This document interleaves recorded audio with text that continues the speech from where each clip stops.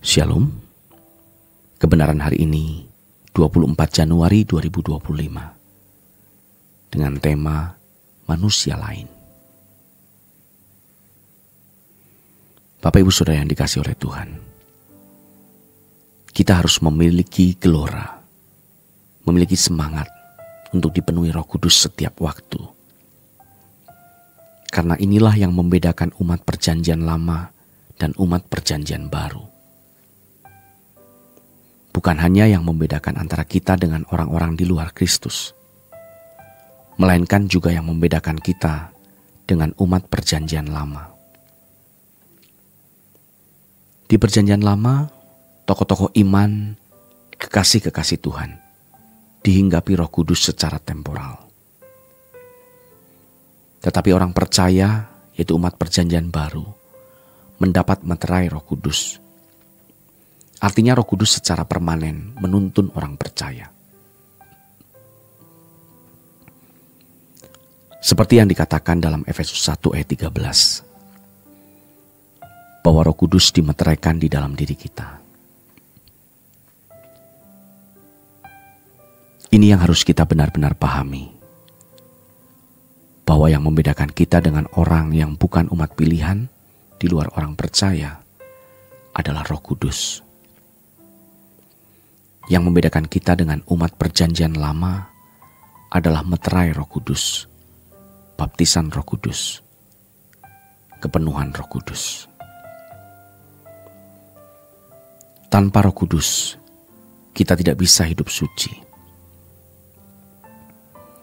Tanpa Roh Kudus, kita tidak bisa mencapai kehidupan di mana kita bisa sepikiran dan seperasaan dengan Allah,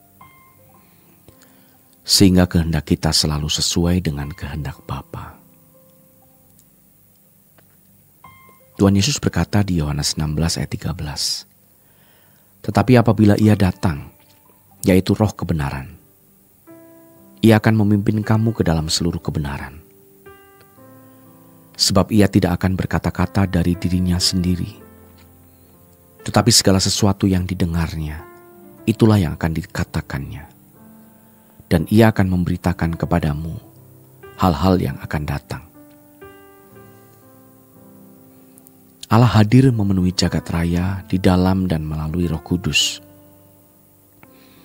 Dan Roh Kudus dimeteraikan di dalam diri orang percaya. Roh Kudus adalah cara berada Allah di dalam kehidupan. Kita berkata, "Bapa kami yang di sorga." Memang Bapa di sorga. Tetapi yang di mana-mana adalah Roh-Nya yang meliputi atau memenuhi jagat raya.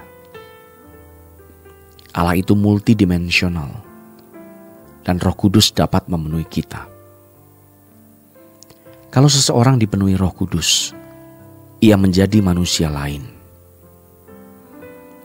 Jadi kita bisa menjadi manusia lain itu bukan karena kita lulus sekolah tinggi teologi, bergelar sarjana teologi, atau kemudian bergelar magister teologi atau doktor teologi.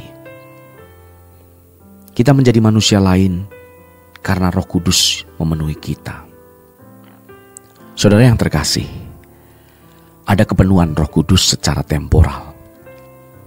Pada saat-saat tertentu, ketika Roh Kudus menghinggapi seseorang, bisa rebah, bisa berbahasa roh misalnya, atau bisa mendemonstrasikan karunia-karunia roh, atau melakukan tindakan dan perbuatan yang spektakuler. Dan ada kepenuhan Roh Kudus secara permanen, bukan temporal. Yaitu ketika kita memiliki pikiran dan perasaan Allah. Itu penuh dengan Roh Kudus. Bagaimana hal itu bisa terjadi? Yaitu kalau kita memiliki kebenaran dari Tuhan. Setiap hari kita belajar kebenaran. Setiap hari kita diperbarui oleh kebenaran. Roma 12 ayat 2. Sehingga makin tidak sama dengan dunia. Semakin seseorang penuh dengan kebenaran-kebenaran yang dari Allah, maka semakin seseorang penuh dengan Roh Kudus. Orang yang penuh Roh Kudus orang yang pasti hidupnya suci, tak bercacat, tak bercela.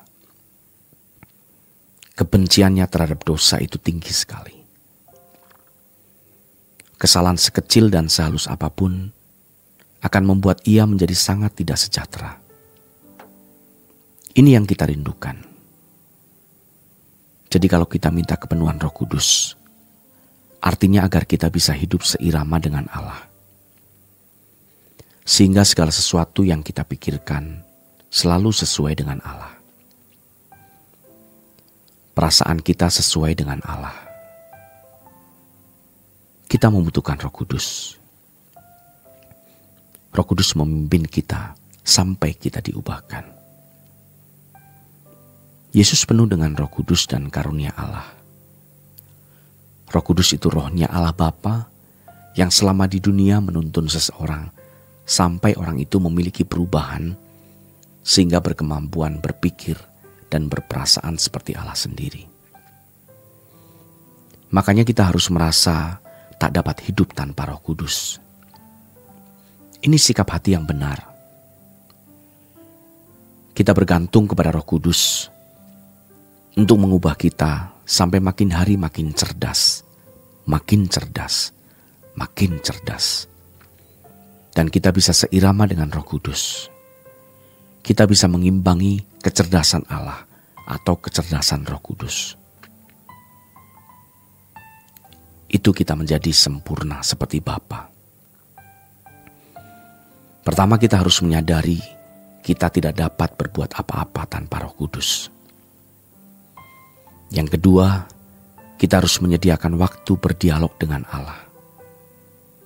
Dan yang ketiga, kita harus hidup suci. Salah satu tekad yang kita harus lakukan untuk dipenuhi Roh Kudus adalah berani mati.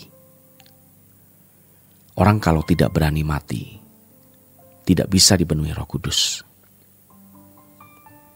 Berani mati di sini maksudnya adalah mematikan daging, ambisi, nafsu-nafsu yang salah, supaya Roh Kudus bisa memenuhi kita. Kalau kita masih punya ambisi, kebencian, dendam, pikiran jorok, niat-niat jahat, maka Roh Kudus tidak bisa memenuhi kita. Sebab roh jahat yang memenuhi orang-orang seperti itu. Jadi jangan sampai roh jahat yang memenuhi kita. Demikian renungan pada hari ini. Tuhan memberkati.